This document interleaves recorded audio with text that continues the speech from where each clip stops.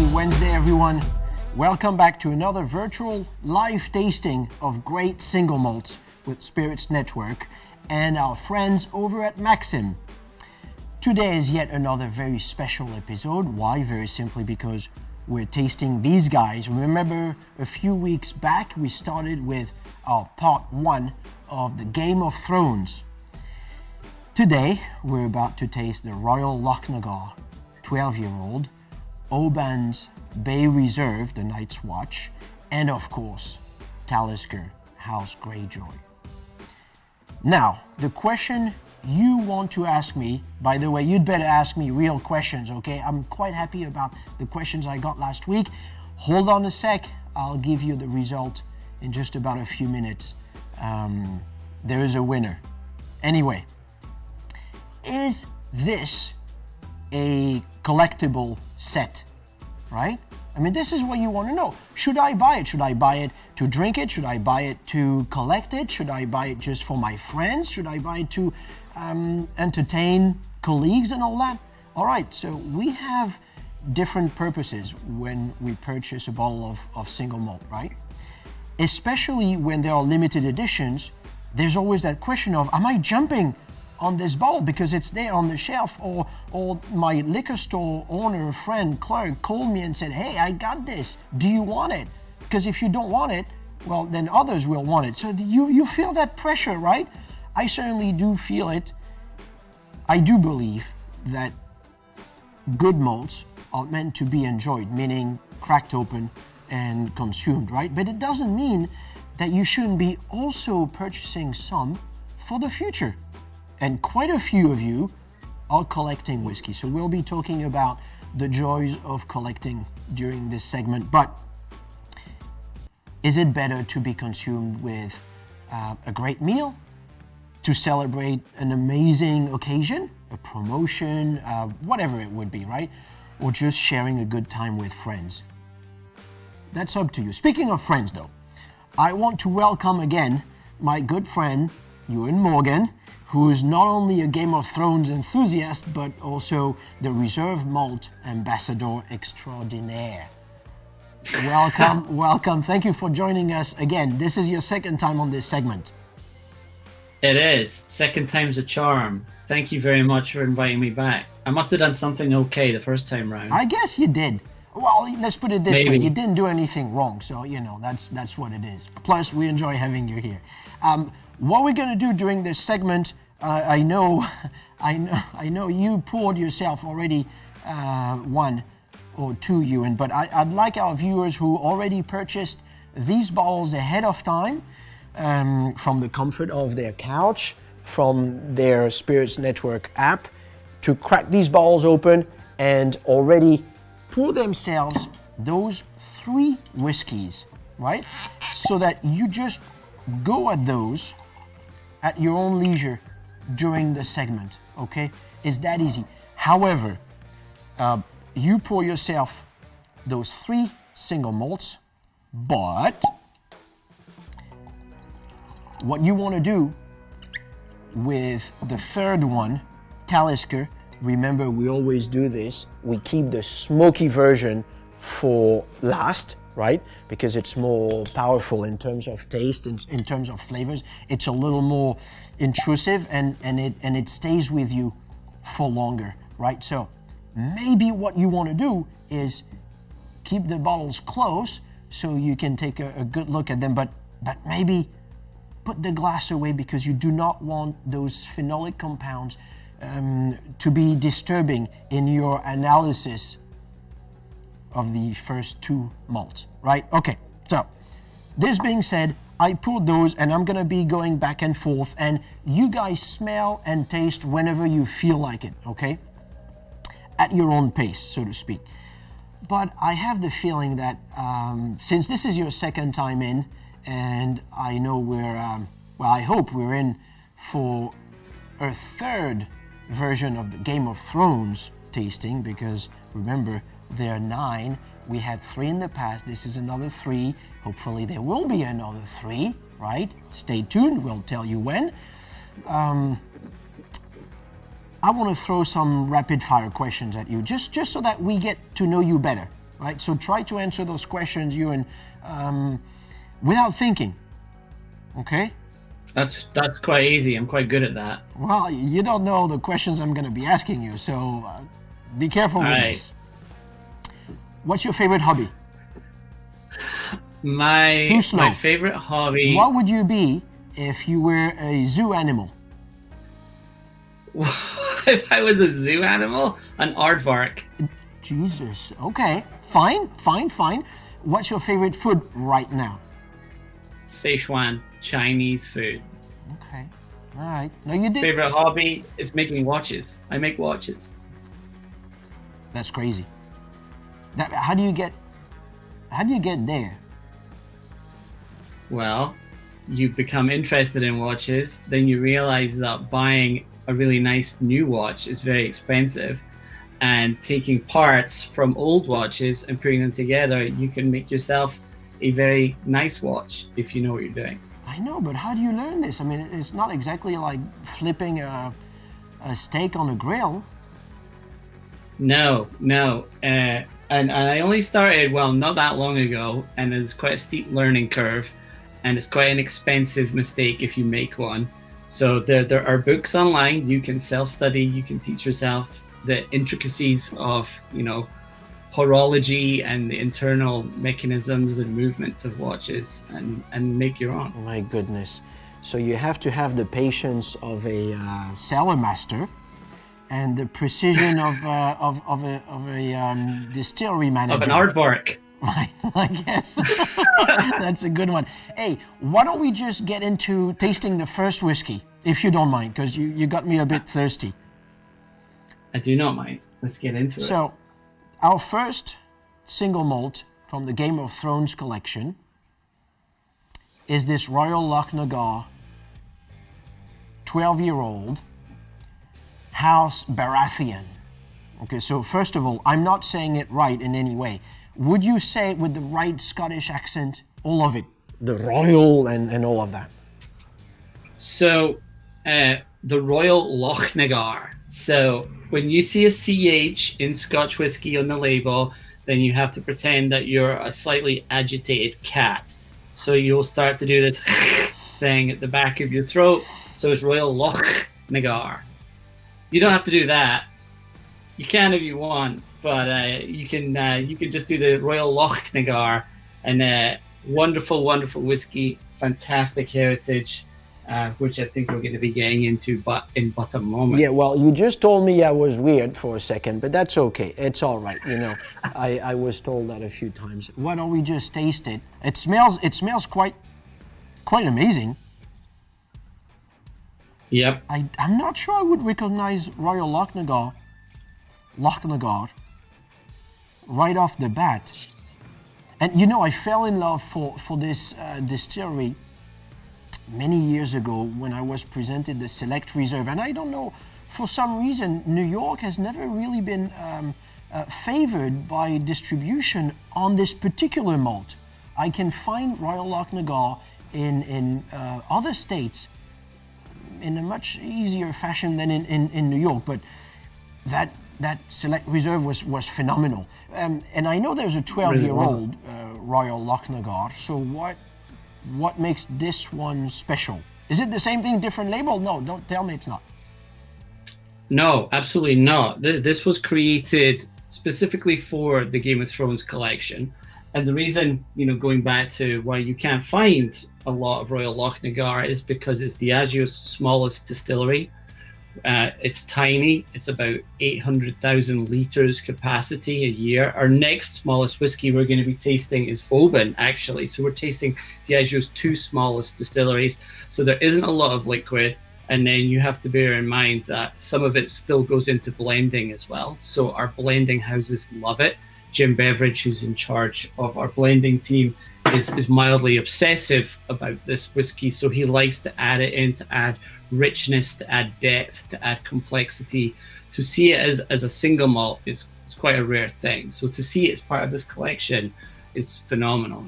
People in the United States who previously didn't get an opportunity to taste Royal Lochnagar now can, a really wonderful, affordable price point. All right, look, I will be taking a couple of questions in a minute, but there's one question that is burning my lips. Why is it royal? I mean, I do see a stag on the label. It doesn't make it royal, does it? I mean, where is that coming from? The reason why it's called royal is because it's actually on just outside the grounds of Balmoral, which is in Royal Deeside in Scotland, and the Crown actually own the land, and we rent that from them. And if you go back to the story of Game of Thrones and the connection between the two, you know, the royal lineage and that wonderful iconic pairing between House Baratheon and Royal Lochnagar that we see here, you know, it's very similar to Robert Baratheon ruling the Seven Kingdoms on his Iron Throne. Well, Royal Lochnagar was actually deemed a whiskey of such high quality that sat within the estate of Balmoral that Queen Victoria and Prince Albert visited the distillery. They gave it a royal warrant in 1848, and it's had it ever since. All right. Well, thank you for answering. That's what I wanted to know. We have a question. Oh, all right. So remember, dear viewers, Mike and Nick, in charge of producing this great live virtual tasting here, are feeding me questions that come both from Facebook Live and also Maxim. So let's hear it. What do we have? We have Adam F. A problem that I've had holding on to old bottles is corks drying. Oh my goodness, yes. Do you have any advice? Of course. So Adam F is asking about keeping that bottle of fine Scotch intact, as in having the cork not drying out, and that's a big problem. Well, look, it's not like wine, right? If you keep your bottle of fine, spirit in general, sideways, just like you should be doing it for wines, you may end up with a cork infusion, right? And that's not pleasant,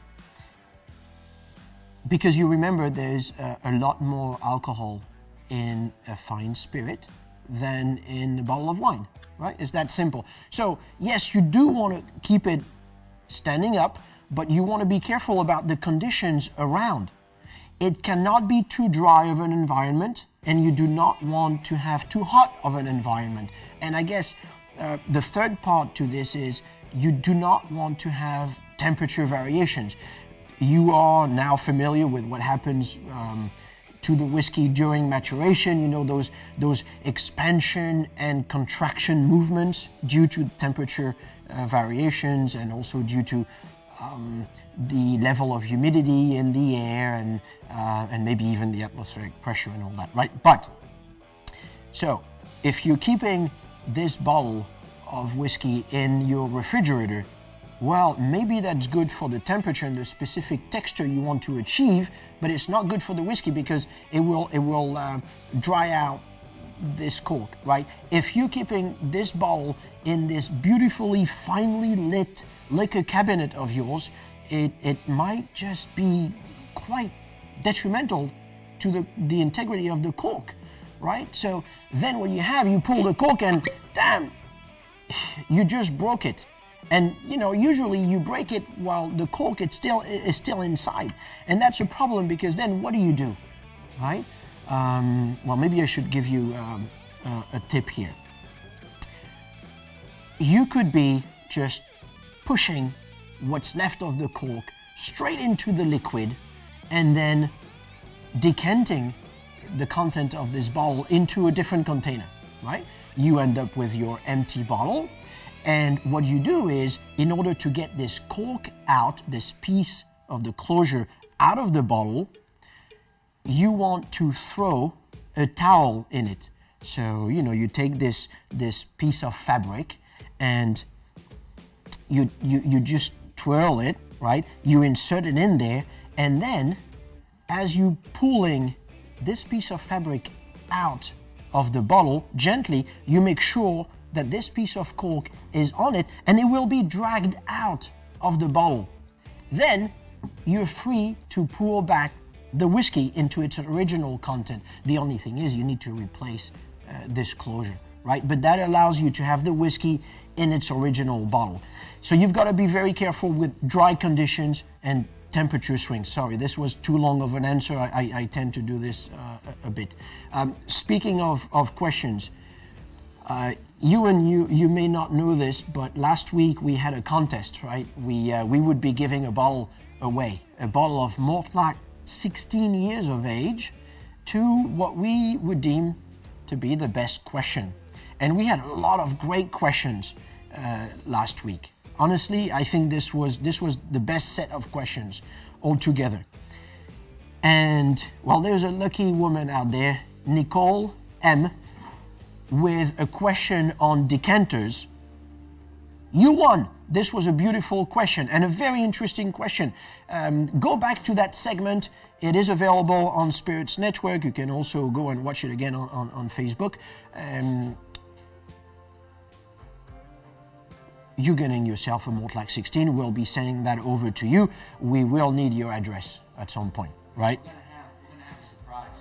And we're gonna have a surprise. Oh my God, what are we up to? Second winner. There's a second winner? There is a second winner. Okay. That we're gonna announce Okay. At the end of this wow. podcast. Okay, so the second winner will be announced at the end of this broadcast. Okay, so stay tuned. I guess. Congratulations to Nicole. She's a very lucky lady. That's a delicious whiskey. You know, Ewan, this is what happens when you pay attention to the right sipping, right? You don't want to just drink for drinking. This is absolutely silly. You want to be able to sip and understand what you're doing, what you're tasting, and all that. But back to collecting, and I guess, what did you get on this, Ewan? I mean, on this Royal Lochnagar, I'm getting some sweet vanilla, and I want to say almost just a hint of coffee, and. Is it licorice? Yeah, so for me, I get a little bit of that sweet licorice, so not that earthy, heavy licorice. And then you're getting that wonderful, nice richness, that creamy vanilla, a little bit of that oakiness, a lighter roast coffee I'm getting from this, and then some kind of custard, nutmeg characteristics as well. So that wonderful kind of creaminess and a little bit of that spice that's obviously coming through from the oak that we're using to mature this. So, Royal Lochnagar is using a lot of sherry butter. What's the wood policy there? Is it mostly ex-bourbon barrels? I feel like there's quite a bit of a sherry influence there, but Yeah, so if you go to the distillery, you will see that most of what you'll see barrel-wise there are butts, sherry butts. So from Jerez in Spain, we're using ex-Oloroso sherry casks. So you have a predominance of that rich European style that's going to come into here, which will give you that pronounced viscosity, that wonderful fruity characteristics. And then we have a combination of some American oak in here also. So we're going to see some of that sweet vanilla coming through from that. So a wonderful juxtaposition of that European characteristic versus those ex-bourbon casks. All right, I see. Ewan, going back to collecting, and as you viewers put your nose over our next drink, which is a very different Oban, I feel, already on the nose. You all see what I've got here in my hands? Well, this happens to be a 37-year-old Brora, right? This is highly collectible. You probably have a few of those at home, Ewan. Will any of these three single malts reach that level of collectability? Should we just go and just run and scout all these stores around us and get those bottles? Because they will increase in value over time? So what I would say is that there's no crystal ball when it comes to collecting whiskey, because you don't know what markets are going to do in 10 years, 15 years and beyond. But what you can be assured of is that there's going to be certain distilleries that are very collectible. And they always have been, and they always will be, like Mortlach, like Lagavulin, like Port Ellen, like Brora that you were showing us just a second ago. And I will say that of the Game of Thrones collection, a lot of the distilleries in there are very collectible. This was a limited run, so the chances of these, appreciating in value over the years is pretty high. Whereas if we had picked like quite obscure distilleries, it might have been a little more of a kind of question mark over that. But I think the fact that you have distilleries in there like Lagavulin, like Clynelish, and so on and so forth, that the chances of them appreciating are pretty high. I've got to say, this Oban Night's Watch Bay Reserve is phenomenal. I mean, the nose, I haven't tasted it yet. The nose is phenomenal. What's happening? Why is it so different? It's like Oban on steroids. Well, again, you've got a wonderful combination of what we call our cask types and our cask makeup in here. So we have ex-sherry in here, we have ex-bourbon in here, we have some experimental small casks, what we call ASBs. So they're ones that we take straight over from the United States. And before we convert them into hogsheads, we would keep them as like a 200-liter capacity rather than upping it to 250. So you have a more rapid maturation going on in there. So you have all of these layers of flavor that they've built up to create this unique Oban. All right, so there is definitely an American origin to this greatness. I'm glad you put your finger on this.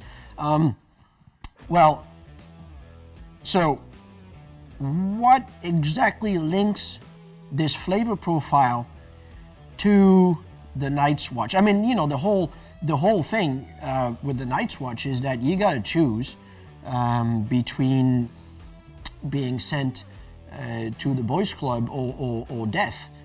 But so where is the connection exactly?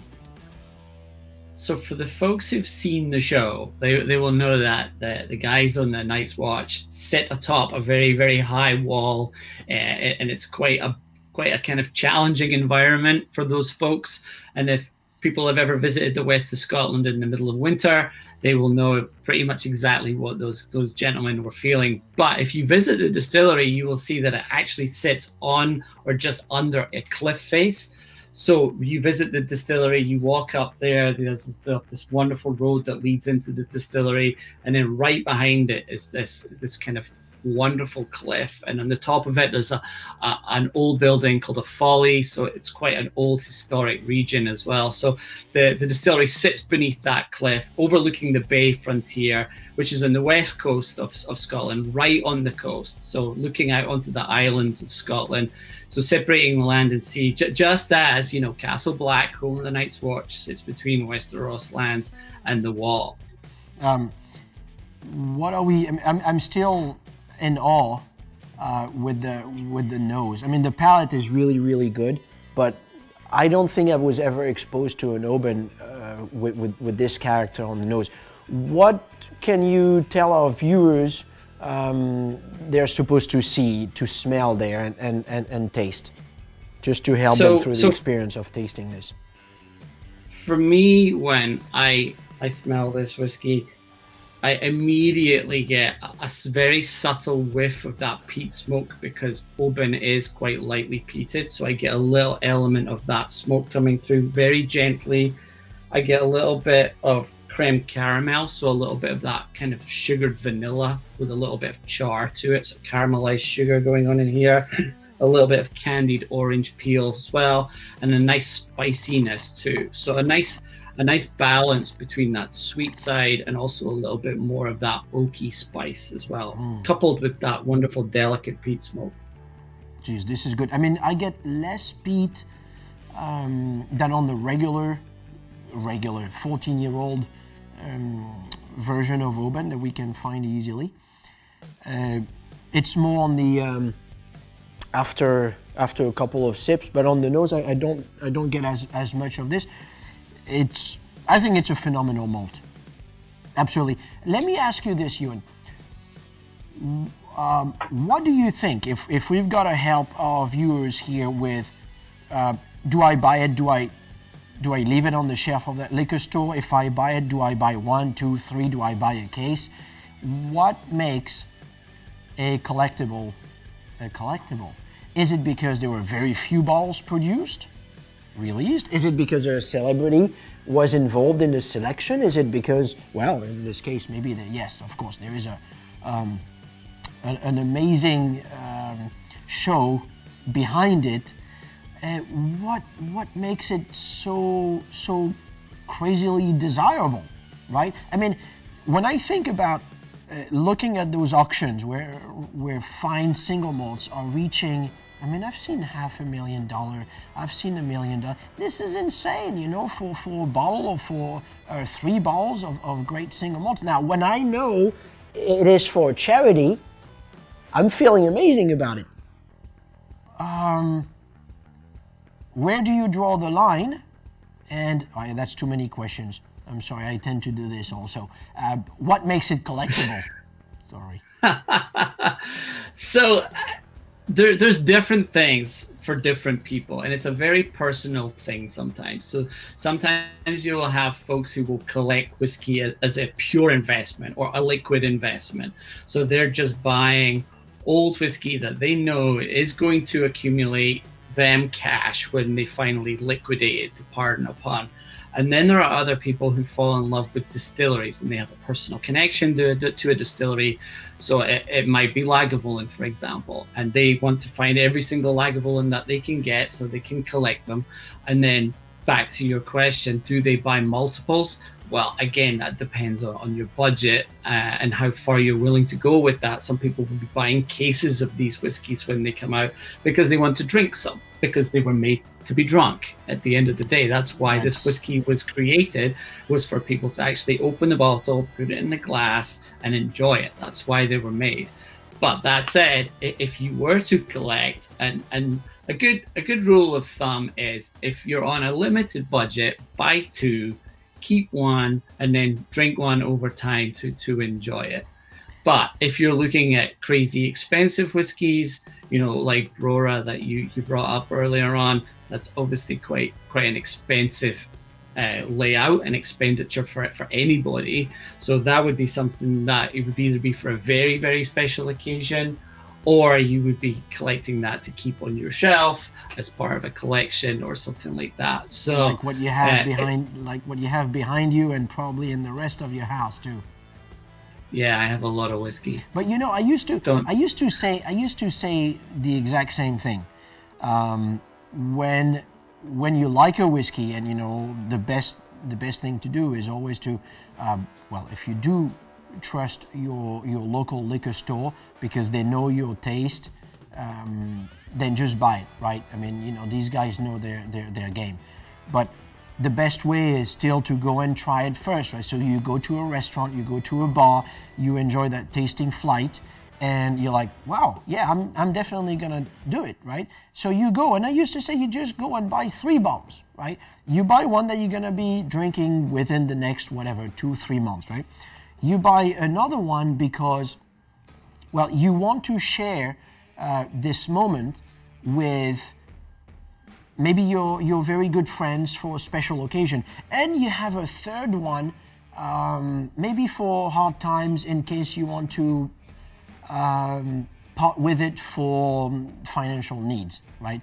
Now, life in New York has taught me to add another 2 bottles to my purchase. So I'm buying 5 now. Number 4 is, oh shit, the kid's going to college. So who's gonna pay for college? Maybe I've got a nice collection that will. And then 5, hey, have you thought of retirement? Like decent real retirement? So that might be bottle number 5. The problem with that is that you've got to buy enough, right? But anyway, let's go back to the contest of last week's question, and the second winner is Adam G. What was the question that Adam had, Nick? So Adam's got a new question, so Adam wins this question. So Adam has another yet great question. Adam is piggybacking off another Adam's question.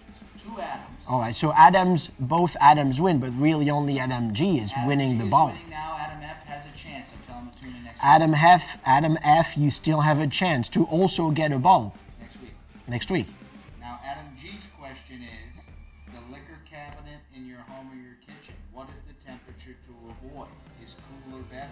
But Very is there cool. a high-end temperature to be worried about? So Adam G's question, just to make sure that you all heard it, is in that liquor cabinet. And you spent a good 5, 10, 15, 20K in that beautiful, hopefully not exotic wood, because that would come from the forest of Brazil and you don't want that. But, very well lit, beautiful wood, great veneer that maybe you even did yourself there. You've got your bottles in that display case. They're looking at you. You're looking at them. They're looking back at you, and they say, "Have me." You're like, "Not so quick," right? Because you have this conversation going on with these bottles.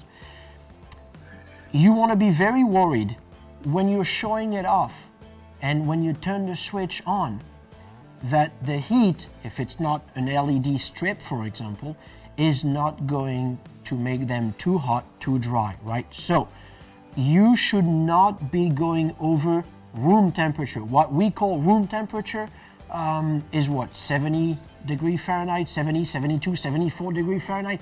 Certainly you shouldn't be going over 75, 76 degree Fahrenheit. Over that, if it is constant, but you have a great deal of humidity in the air of your apartment, it's all right. It's kind of all right, but then, it's going to become dry and there will be temperature swings, so you want to be careful. Ideally, that wine refrigerator that you have, that wine cooler that you keep your bottles in, that's actually the right temperature. Anywhere between, 50 to 65, but it's always better to start at a lower temperature, and then if you think it's too cold, let it just warm up with the heat from the palm of your hand to room temperature, right? This way you can see how it will evolve. So I keep mine in the cellar, right? Or in the wine cooler. Remember, not like this, but like that. And I always make sure that this place is humid enough so that the cork won't dry out. Don't go above 75, 76 degree Fahrenheit. If you can keep it in the 50s, great. Can I add a quick point to that? Go ahead, Ewan. Yes, of course. So if you are buying, we're talking about collecting whiskey. This is an old whiskey. If you are buying old whiskeys, make sure that you ask the seller for pictures of the cork or from the neck up into the cork, because sometimes and very often what you will see when you take off this portion here, which is the enclosure, is you will see withering in there, which can be an issue, because if the cork falls into the liquid, then you have a problem, because you're going to get that evaporation that Flavian was talking about a minute ago. And once that evaporation starts, your ABV will start to drop. You will get oxidation in your bottle as well. So be quite careful of that. If you're going to drink it, then I would decant it into something that you can add a different cork into, or put a more modern cork in there. And then throughout the course of it, as it depletes, you can either put glass marbles in there, or you can put it into a smaller decanter, so you have less headspace, less oxidation, and it still tastes great.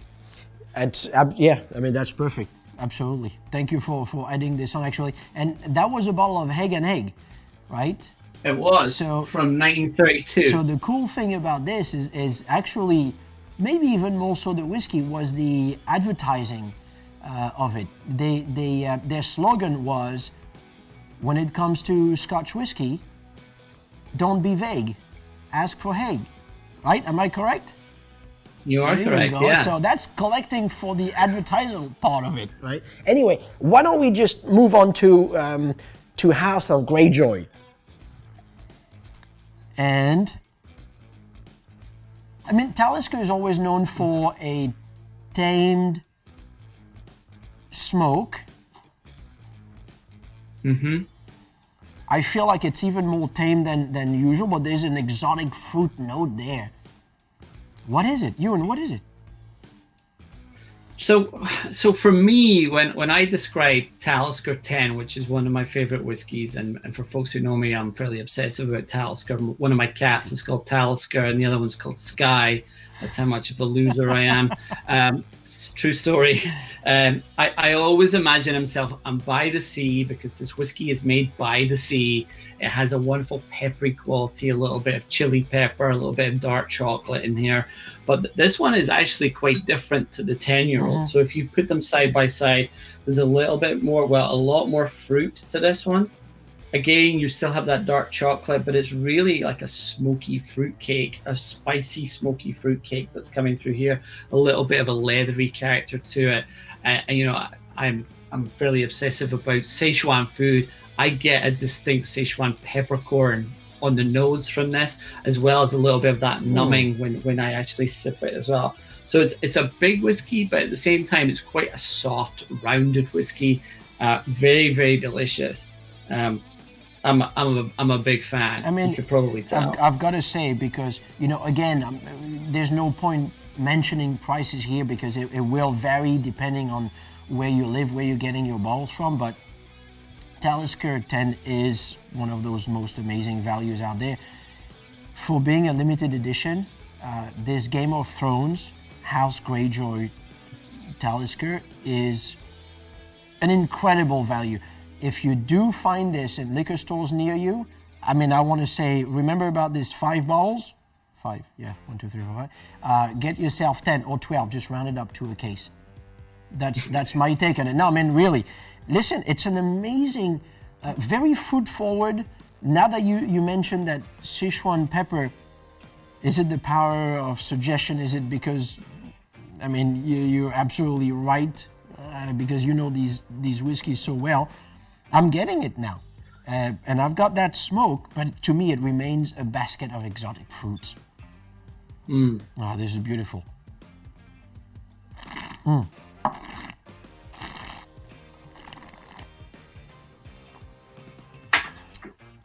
All right, Maxim viewers, Delicious.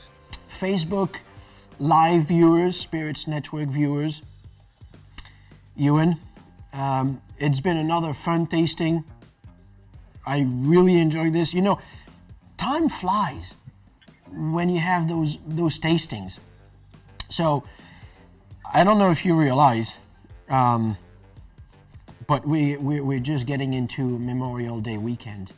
And to me, the last 2 months have been like either a huge, long weekend, a 3-day weekend that just lasted 2 months, or it's been non-stop work. I'm not sure exactly how I feel about this, but certainly you guys have been helping me cope with the situation. Thank you so much for letting me enjoy it with you.